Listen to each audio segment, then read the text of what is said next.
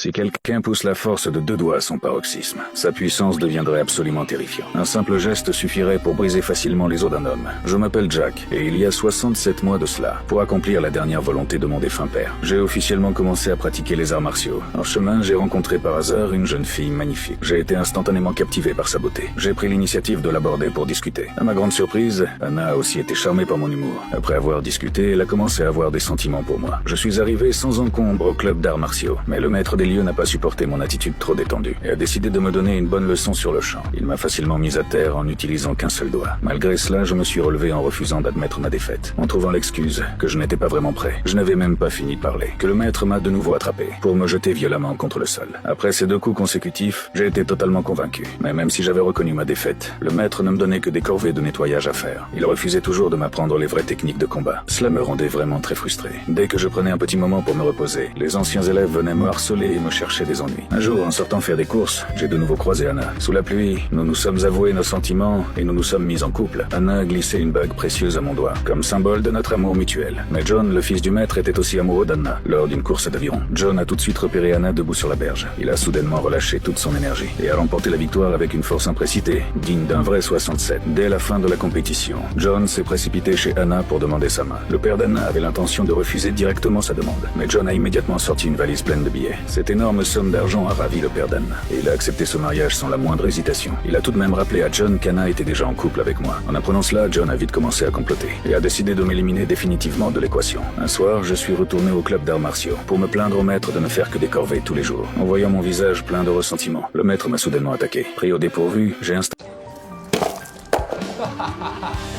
Il posa le sandwich sur le côté. Au moment où il allait riposter, il se souvint de la promesse qu'il avait faite autrefois à cette fille. Le garçon prit une profonde inspiration et réprima la colère dans son cœur. Lorsqu'il se retourna, un doux sourire apparut sur son visage. Il l'aida doucement à enlever sa veste sale. Ce geste réchauffa son cœur et rendit la fille encore plus dépendante de lui. Mais le garçon remarqua qu'elle n'était toujours pas heureuse. Il ne pouvait plus supporter ça. Tout le monde pensait qu'un violent conflit allait éclater. Mais, à la surprise générale, le garçon choisit de céder. Cependant, le tyran de l'école n'avait pas l'intention d'en rester là. Le garçon ne pouvait pas laisser la fille se faire intimider. Elle voulut intervenir, mais il la protégea derrière lui. Le garçon provoqua calmement. Pas besoin de se battre? Pourquoi ne pas régler ça lors d'une compétition de natation? Le tyran accepta le défi sans hésiter. Les gens autour éclatèrent de rire. Ce harceleur était le champion de natation de l'école, tandis que le garçon n'était qu'un débutant. Il répondit simplement par un léger sourire. La compétition fut fixée au vendredi suivant. En partant avec ses coéquipiers, le garçon se retourna pour regarder la fille. Elle l'encourageait aussi avec un sourire éclatant. À cet instant, il fut encore plus touché. Le garçon se jura intérieurement de donner le meilleur de lui-même quoi qu'il arrive. À partir de cette nuit-là, il sembla devenir une autre personne. Lors des entraînements nocturnes à la piscine, il bougeait comme une machine infatigable, répétant encore et encore les mêmes mouvements. Ses coéquipiers furent stupéfaits par son changement. En classe, il imitait sans cesse les mouvements dans l'eau. Il devint extrêmement sérieux et concentré. La fille, en le regardant, ne put s'empêcher de sourire. Enfin, le jour de la compétition arriva. Dès le début, le harceleur plongea avec élan, se dirigeant à toute vitesse vers l'arrivée. Dans les gradins, la fille le regardait fixement, le cœur rempli d'espoir. Le garçon avait déjà épuisé toutes ses forces, mais il n'abandonna pas. La fille sauta et cria pour l'encourager. Dans l'eau, le garçon donna tout, utilisant jusqu'à la dernière once de son énergie. Cependant, la réalité n'était pas du côté du garçon. Finalement, il termina 3e. Comme prévu, le harceleur obtint la première place et commença à mettre la pression sur le garçon. À ce moment-là, une voix retentit derrière lui. La fille tenait une glace à la main et courait vers lui avec un sourire. À cet instant, la victoire ou la défaite n'avait plus aucune importance.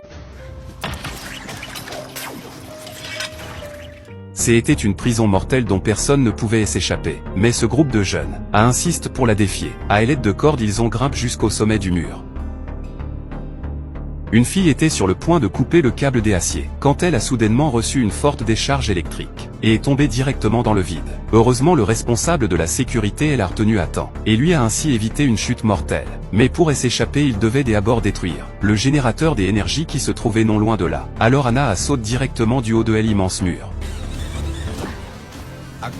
Noah saute juste après elle. À ce moment précis, les gardiens de la prison sont apparus dans des véhicules blindes. Tous les deux avançaient désespérément, sous une pluie de balles. Grâce à la protection de Noah, Anna a réussi à placer la charge dans le véhicule électrique et a activé le détonateur. Mais les gardes continuaient de les poursuivre. et se sont rapidement rapprochés par derrière. Au moment où les gardes arrivent près du véhicule, Anna a fait exploser la bombe immédiatement.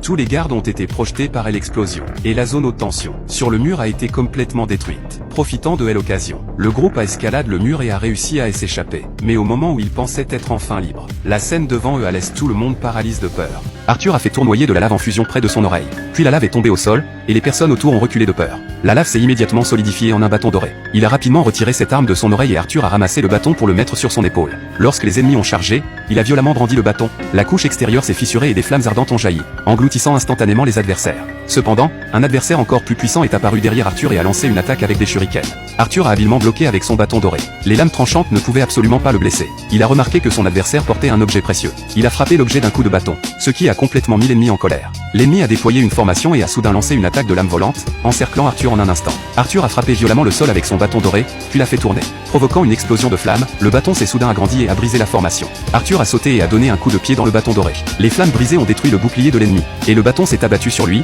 mais l'adversaire a esquivé à temps. Arthur a soulevé sans effort le bâton doré de Miljin et l'a écrasé vers son ennemi. À ce moment-là, une femme nommée Camilla est apparue soudainement et a tenté de bloquer le bâton avec un seul doigt. Arthur est resté stupéfait, et le bâton s'est réellement arrêté. Un homme nommé Victor est également apparu derrière Camilla et a bloqué le bâton à main nue. Victor a relâché la pression et a frappé violemment le bâton au sol d'un coup de poing vigilant. Une force énorme qui a fait reculer Arthur de plusieurs pas. Le bâton doré a rapidement repris sa taille initiale. Arthur a de nouveau brandi le bâton et a chargé vers l'ennemi le plus puissant. Mais il a été frappé d'un seul coup de poing et projeté à plusieurs centaines de mètres. Arthur a été capturé par le seigneur céleste Louis et emprisonné. Louis lui a mis un anneau doré sur la tête et a commencé à réciter un sort. L'anneau s'est soudainement resserré, provoquant une douleur intense. Arthur se tordait de douleur au sol, mais sa rébellion contre les dieux ne faisait que commencer.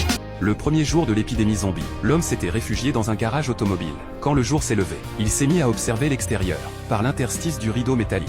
Il a vu plusieurs zombies serrés aux alentours. En regardant de l'autre côté à environ 400 mètres, se dressait un bâtiment de 2 étages entouré d'un mur.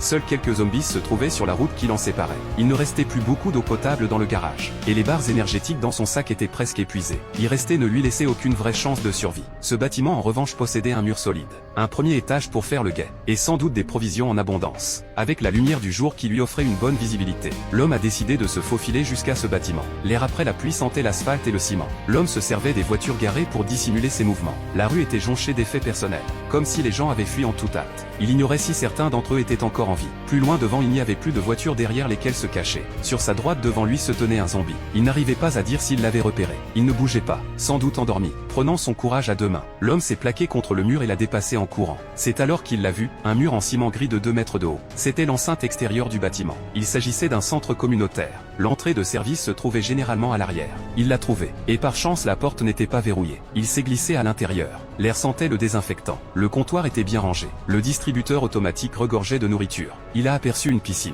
L'eau était limpide. Il y avait 4 sorties au total. L'homme a verrouillé toutes celles qui n'étaient pas indispensables. L'entrée principale était entièrement constituée de portes vitrées. Elle laissait certes bien passer la lumière, mais en pleine apocalypse c'était un sérieux inconvénient. Elle n'était pas assez solide pour contenir une horde de zombies. Le rez-de-chaussée ne pouvait donc pas servir de ligne de défense. Il est monté au premier étage. Là-haut une paroi vitrée lui offrait une vue dégagée sur tout le rez-de-chaussée, y compris toutes les sorties. Les lumières étaient allumées dans le bureau du premier étage. Il n'y avait personne. Il a essayé d'utiliser le téléphone du bureau, mais il n'y avait pas de tonalité. La ligne devait être coupée. La bouilloire électrique à côté fonctionnait parfaitement. Dans l'ensemble, cet endroit valait bien mieux que le garage. Il a décidé d'en faire son refuge à long terme. Puis il a soudain remarqué que la porte de service par laquelle il était entré était ouverte. Il avait dû oublier de la fermer en entrant. Le cadre de la porte était légèrement déformé, et il fallait un peu de force pour la fermer correctement. Il a alors calé contre la porte une chaise prise dans le vestiaire. Ainsi si quelqu'un l'ouvrait, il l'entendrait. De retour dans le bureau du premier étage, il a soigné sa blessure. En tant que médecin légiste, il avait l'habitude de tenir un journal quotidien. Il a noté les 4 sorties et indiqué qu'il y avait de l'électricité. En pleine rédaction, pris d'inquiétude, il est retourné vérifier la porte de service. La chaise était toujours en place, mais en arrivant devant la porte du vestiaire, il s'est arrêté. Il n'avait pas refermé cette porte après en avoir sorti la chaise tout à l'heure. À présent elle était fermée.